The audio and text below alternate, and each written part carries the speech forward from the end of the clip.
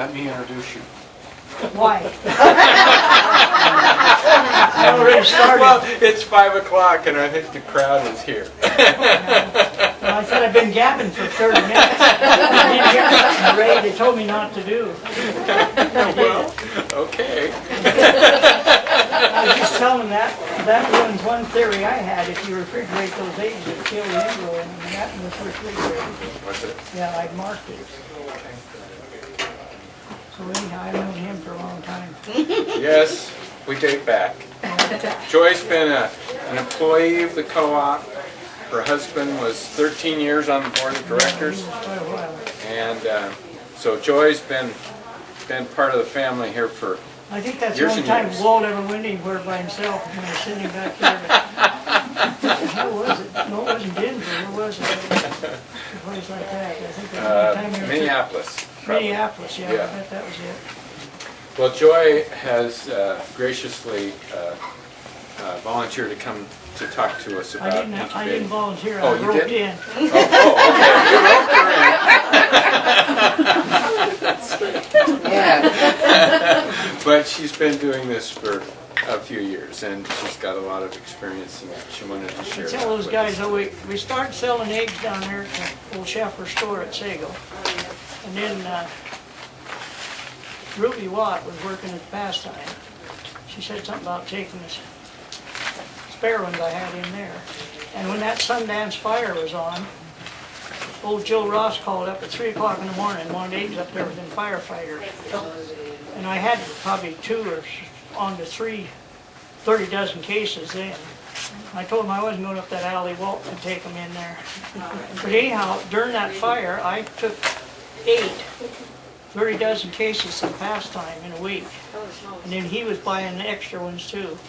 And then for a long time, IGA bought the surplus ones. And I was telling them guys here a while ago that we bought feed from Bonner's Ferry, pelleted for my formula, for $3.80 a hundred. And now you guys buy chicken feed, it's $4 something for what, 40 and 50 pound sacks. I remember we used to do And then I got 50 field cents. trips to the chicken lady's house. 50 cents a dozen for those eggs then. And I took them She there. was always home. Some old grandma wanted 1 dozen every 2 weeks till I say several cases to the pastime. And in 1 week I delivered them on Tuesdays and Saturdays. And I got rear-ended down there by Brisbois one time, and I gave away about, oh hell, probably 150 dozen eggs. And broke here and broke there. That guy hit that old Chevy, that damn 50, what was it, 53, no, 56 Chevy, you could put 30 dozen cases in that trunk. Alongside each other. Yeah. Yeah. That's a You big can't do trunk. that now. Well, Joy, I'm going to let you talk about incubation. Well, they and got that. some of the Tell stuff me that what we've they got wanna here, and I know you Oh. got some home remedies. Ray, and something I wanted to interrupt right now while I think about it. I had one of these, I still got it. Okay. And grandson, he had it full of leg grenades that he having for 4-H. It's been a few years ago, but I think he's 35 now. But that was smelling in there from rancid water. So I took all these eggs out and set them aside and washed that incubator out with Purex. And I killed every damn one of those inverts. You put them back in there in that wet incubator with that Purex water and it destroyed those inverts. Well, share everything that you remember. And I know the Purex did it because I had some of them in the big incubator and they hatched all right, the same batch of eggs. Purex. You know, if you Even want to on us, disinfect so I something, can we'll use the imagine Purex what on you it. were Yeah. doing.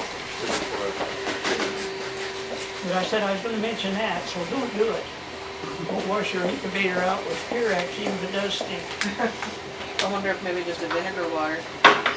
Well, there's something like formaldehyde or something, I think was one thing it showed on that big incubator. There's 2 things you're supposed to put together on it to wash it. I can't tell you what it is, because I always vacuum it out real good and wash it with detergent and water when I get done hatching, and leave them there, leave it set there all fall till spring. It's in the basement, so it's dried out good. So that seems How to many work eggs all does right, your yeah. big one hold? But I always vacuum the whole thing because you got eggshells all over in the bottom and in the tray and in the floor. How many eggs does your big one hold? Huh? How many eggs? 400, it's supposed to hold 400 chicken eggs. Wow. And then I'll tell you something you're gonna laugh about. Last fall, that motor on that thing quit. And son-in-law, he's pretty sharp, electrician and everything, he got it to run. And it quit on, we had a motor, had to go to Spokane after Monday. So the damn thing quit about noon Sunday. And the heat was in there, and I had to keep taking them out and cooling them.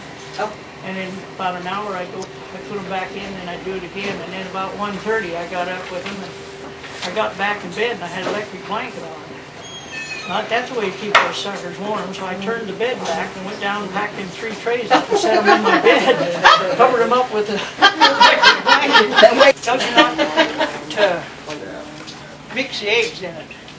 I've had them little button quail, and I've had bob whites, and all kinds of pheasants, and chickens, and banties, and ducks, all in that incubator at once.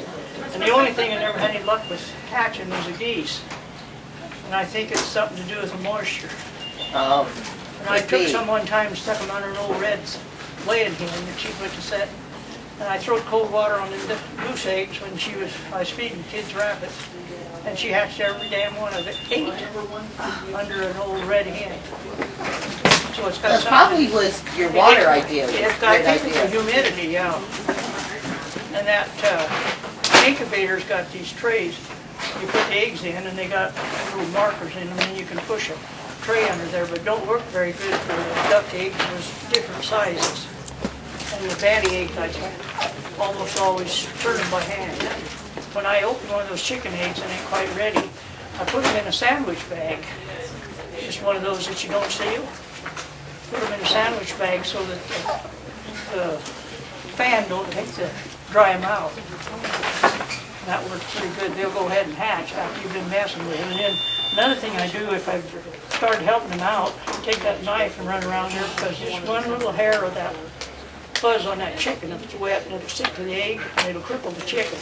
And then don't ever pull the bottom half of the egg off. Let them crawl out on their own, because if you do, you pull the umbilical cord in two, and they'll bleed to death.